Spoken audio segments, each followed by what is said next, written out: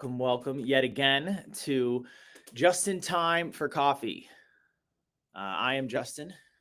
Sometimes I'm just in time, sometimes I'm just in case, but a lot of the times I am Justin Belante. Depending on who you ask, it might be Belanti. And the idea behind this show is well, a couple things. So I've been, posting on LinkedIn now for a long time. And a lot of the time I post a picture of myself holding my coffee right here. And for a long time, I've been hearing from friends, oh, hey, I see you all the time with your coffee cup, right? So I was thinking about doing a podcast, for a while. And when I was starting to put the podcast together, um, I'm a huge fan of the Elite Recruiter podcast with Benjamin Mena. Shout out. Um, and he really, supported and encouraged me too throughout this whole journey, just so you know. So thank you. Um, and the idea really was to give back to the community, also, to learn more, about what's going on a day-to-day basis. So when I was kind of forming the idea of putting the podcast together, I wasn't sure kind of which way I wanted to go. At first I wanted to talk about recruiting, and then because I love recruiting, it's a huge passion of mine. Kind of become like a nerd for recruiting over the years. Um, but my focus on my day to day is healthcare, and I'm extremely passionate. I really do. I want to make a difference. It's really important to me. So I thought about making a platform for folks, to get their message out there, right? Because the more people know about really good healthcare professionals, the better care that they can serve, right? That's kind of what we do inherently as recruiters, trying to place good providers in places where people need them, right? Because, especially in an underserved community, if there hasn't been a doc there for a year, how many people aren't getting taken care of? A lot. So, wanted to help, make a platform, right, for everybody. So I was putting together the podcast, quickly realized, I can't do both. Well, I can, but it doesn't really make sense, right? I mean, I need to niche down. It's important. Or I don't want to do just be a my wife says just another guy with a podcast. Um, so I think it's important to niche down. So I was trying to wrap my head around this whole idea. And I'm very analytical, so it took me forever to kind of come up with an idea, and came up with the idea. Went on a podcast with Michael Calamaris. He's a local here in Sarasota. He has a podcast called Leaders and Legends, I believe. Shout out to Michael too. He's running the Disney 10K right now. It's not the Wine and Dine. I can't remember what it is. I'll be there actually, end of February. I'm going to be running the Disney Princess Half Marathon. This will be my second half marathon. My wife is first. She's running with me. It's freaking awesome. I'm really, really excited about it. The training's hard, and she's committed. She's doing it. So here we go. Okay, rewind a little bit. So yeah, Michael's show, and really started to think a little bit more about myself, being a podcast host. Put together the idea, really thought about it, on the healthcare side. So I wanted to focus on that. And then when I was creating the podcast, I was thinking, man, I still really love talking to recruiters, engaging with recruiters, having conversations with recruiters, and really, talking shop. Very, very often. So yeah, I listen to the Elite Recruiter podcast a lot. And what I'll do typically is I will uh, go on my Apple podcast while I'm listening to the show, walking the dog or what have you, and I'll go to this show, or go to this episode rather, go to the description, and in the descriptions for his show, he always puts the links for the LinkedIn. I just hit the LinkedIn, hit connect. If there's something that I find interesting or exciting about the podcast, I'll mention it. So I thought, like, I don't want to miss that. I really like doing that. Um, so I was like, let me just, start doing a live show. It's basically, the same thing essentially, not really, right? There's a lot of differences and nuances once you really get into it, but that's my hubris, right? I like to think I could do things, well. Then I learned that, it's a lot of hard work to do it well. So, started out, the first podcast episode you'll see is on a Zoom meeting with my business partner, Gary. It was actually a recommendation from Benjamin as a way to just kind of get the ball rolling. And thank goodness I did that, because it gave me a ton of inertia to kind of keep it going. And now, yeah, as you can tell, if you've been following along, the production quality has gotten significantly better.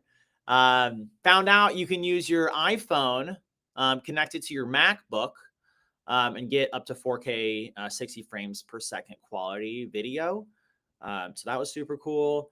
I've got a Yeti Snowball mic. That was nice. But I wanted to have something that would plug really into my laptop.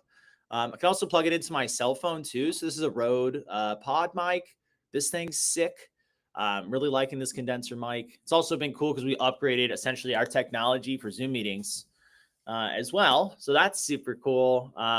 We're essentially a technology company, so I think it's really important to be on the forefront of technology. I was just talking to my colleague the other day. He's like, "Hey, do you think I should upgrade my computer?" I was like, "Yeah, man. I mean, you should have the best quality, product possible. You don't want one of the reasons why people don't want to work with you because your camera quality is bad or your audio is bad. There's not a lot of people who are like that. I like to think, but they're out there. So I had a couple topics for today. Number one, I wanted to kind of go over the story of the show, kind of the background. It's 2025. This is the fourth show, and I haven't seen too much continuity in the show yet for myself, and I'm kind of just trying to figure it all out as we go along. I think initially the idea was I'm just gonna do from chicken to egg. Let's go ahead and get business development. I'll do some training on that, some coaching um, on that for everybody. Kind of share my inside tricks. What I've been doing, what I've learned over the years. Kind of take it from getting a client, taking an appropriate job order, getting a detailed job description, and then recruiting on it, different methods of sourcing, whether it's free with technology and tools, outreach, methodologies, screening out methodologies, just candidate, compensation discussions, total annual compensation, benefit breakdowns, blah, blah, blah, blah, blah, blah, blah, blah, blah. Get it all the way to the pipeline. Really just taking that baton from the recruiter and carrying all the way down to the finish line, all the way to offer acceptance, past offer acceptance. We do post-placement follow-ups too, up for about, I want to say, routinely 6 months, past guarantee. I just want to make sure, it is a smooth fit. Our clients pay us, but our candidates are the ones talking about us. So we want to make sure that they have a good time too. It's really important that we're making a good placement here for the long haul. So the reason why I said that, that was the idea originally. Things have kind of shifted a little bit now, and I'm wanting to kind of take this thing into a little bit of a different direction. I think that we can do so much with a live show. So I have some ideas, and that's like one of my next topics, right? The future of this show here. And I wanted to kind of get your input as well. Big part of our secret sauce over at Titan Placement Group is, we kind of have like an oligarchy. It's Gary and I's business and we make the decisions, right? But we like to really hear from everybody. We want to know what you think because I've got a lot of ideas, some of them are good, some of them not so good. That's okay, but I need feedback. Feedback's really important. Feedback's important to me as a recruiter, as a partner, as, a person. So with that feedback, I can continue to learn and grow. And we've been able to like say, hey team, here's this idea that we have, kind of, roundtable discussions. A lot of the time, they'll take a topic that we have, really expand on it, grow it, mold it, make it into something really, really, really cool. So uh, I'm looking to kind of do that with this show too. At the end of the day, we can go any direction we want with this thing. And I think that's really, really cool. Couple ideas that I've had for the show. Number one, just this free form, flowing, authentic communication style where it's not super structured. Because when it gets super structured for me, I feel like I get really rigid. There's been a few videos I made recently where I was like, I got to make sure it's exactly this way. Um, and I don't think that that's really how you should do it. It's not fun. And I feel like when I watch it again, I look at it and I'm like, that's not me, man. I'm like, hello, everybody. My name is Justin, and I'm here to do X, Y, and Z, and blah, blah, blah. And that's great. And it works sometimes, but I don't want it to be not me. This is me. I think this is as close to me as we can get here on a video platform.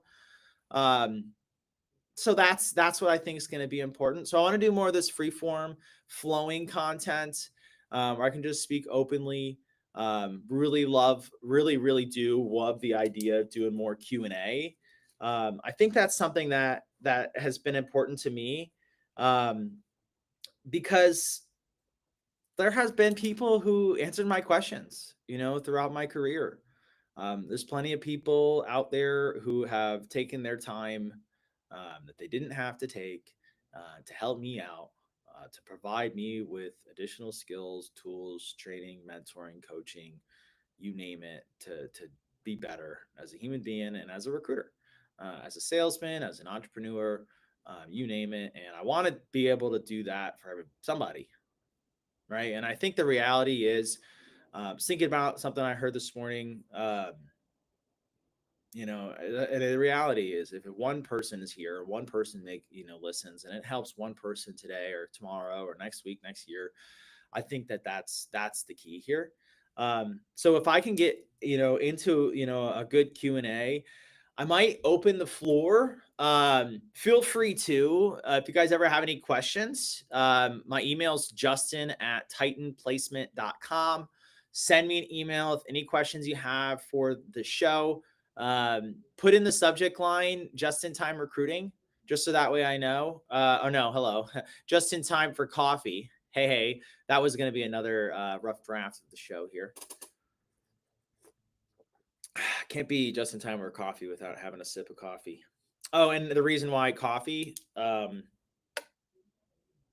my wife has got me into being a bit of a coffee connoisseur. Grind our beans, got 5 different methods of making coffee. So yeah, I'm in the process of looking for an espresso machine. So if you know of any good ones, holler at your boy. But ideas for the future of the show. Let's kind of get back here. So one of the ideas is I wanted to have more, chats with other people. I like the idea of folks on the team. I think that sounds really cool. I like the idea of partnering and collaborating with other recruiters, just to kind of see what they're doing. I like the idea too. It's live, right? So this is as uncut, as you could possibly get. So you get to really see, how these people are, on a live presentation. I mean, the reality is, I think I perform better live. When I know it's, a single video, I think I get this weird mindset. But this live communication, I feel it allows me to open up a little bit, be more myself. So yeah, have some more of these chats, these discussions. I am uh, by popular demand. Folks have been requesting me to do the sticky note shenanigans. It's a little segment that I started a long time ago, when we first started the organization. I I have been collecting little tips and tricks, if you will, of different things over the years that I find exciting, that help push me, that help, keep me motivated, if you will. So very often I'll be talking to somebody or watching a video or listen to a podcast or what have you. And I will write something that they say down because I think that's really cool. And then I'll put it on my computer monitor. And then I'll put it on my second computer monitor. And if there's, no room and I still like the ones that are up there, I'll put them somewhere else. Helps just kind of keep me, in check, if you will, and remind me throughout the day of the things that I, really find important, really motivate me and push me through. They run on a rotating basis, and I've kept all of them. Bit of a hoarder of my sticky notes. Kept them all for over, I don't know. I've been doing this for like 7 years. I have like a box of them. I grabbed a stack of them today. At random. These are recent ones actually, so not super super random. And I just was thinking as a way to kind of wrap up today's episode and maybe a way to wrap up the episodes. I could do sticky note shenanigans. Um, so there you go. I'm probably looking to, for the future of the show too. I think when I have like a set time frame, um, you know, it can get a little long-winded. I'm an extemporaneous speaker. That's what I did in speech and debate. If you guys don't know what that is, so essentially, you get one topic. It's usually a news headline or something, and you will have to give a 10-minute speech on it. You have like 10 minutes to prepare, 10-minute speech or something like that. So I learned the skills of talking. So that helped me, I think, a lot in my career. I can talk to anyone about anything forever. So that's cool. But hey, so I was thinking do some sticky note shenanigans. This thing, I don't know why. It's a little bit of a vulnerable thing for me. And maybe that's why I like doing the pre-planned, content better. I think it's easier because I can write it down, think about it, be very analytical with it. With this sticky note shenanigans, I mean, this is what I was thinking, what I was going through, at the time, and something that motivated me. Maybe it can help somebody though. So here we go. I'm just gonna flip to, I don't know. Here, let's see. These are new ones. All right, here we go. Okay. The first one, give yourself grace. Okay, this is a note to myself about giving myself grace. Yeah, so here I'll show this. This one's give yourself grace. Okay, really important. I am very hard on myself. I hold myself to a really, really high standard, and I don't give myself enough grace. So it's really important to remind myself to give myself grace. Oh, this is from a colleague. Call Cordell. Okay, Cordell, I'll get back to you. Let's see here. Oh, this is more of a to do. Send your statements to your CPA. There you go. That's not really. Oh, this is a good one. Okay. I actually got this from another recruiter. Chelsea. Last name's escaping me. Purple Cow Recruiting, though. Purple Cow. They do healthcare recruiting. And so this one here. So, okay, so let's just say, can you see it? Okay, it might be mirrored. I'll fix that next episode. But 24-hour response time. 24-hour name clear. 24-hour booked interview after submission. This is like a perfect life right here, and I'd really love to be able to hold everyone to this expectation. I think the reality is in this market, you got to move quick, right? So what does it say? It says 24-hour response time. Okay, so what that means is when I was talking to her, she was like, "Hey, this is for everybody. This is for candidates. This is for clients. This is for you. This is for me. This is for people on my team. This is important. This is the lifeblood of our organization. Without communication, we're not getting anything done. So if we're going to spend all this time, money, and energy trying to find somebody contingency, so for free, essentially, we need to know that you're in just as much as we are. So if I do all this work for you and I have even a question, even if it's a simple question, I feel like 24 hours. I think 24 hours, business hours, right? So if it's a Friday afternoon, I'm not getting a response till Monday, right? But I think 24 hours is very realistic. And the reality is it should be, right? I hear people talk about, like, if you can't get that kind of open line of communication with a client, like, you shouldn't work with them. That being said, sometimes I find myself, working with the client only through email. I have made some placements doing that, but it's probably not the best use of my time. I will say 24-hour name clear. So if you guys don't know what a name clear policy is, so with our organization, we have a name clear policy. So what it is we're a contingency. So we're going to spend all this time, money, and energy trying to find a candidate for these people. When we have somebody that was interested in the position, we've done a pull screen on them, we're going to go ahead and send them for name clear. The name clear essentially is just to make sure that it's not somebody that they're familiar with. We're not going to make them pay a fee for somebody that they know or have recently interviewed, right? So they just let us know, no, I don't know who this person is. I haven't spoke to them before.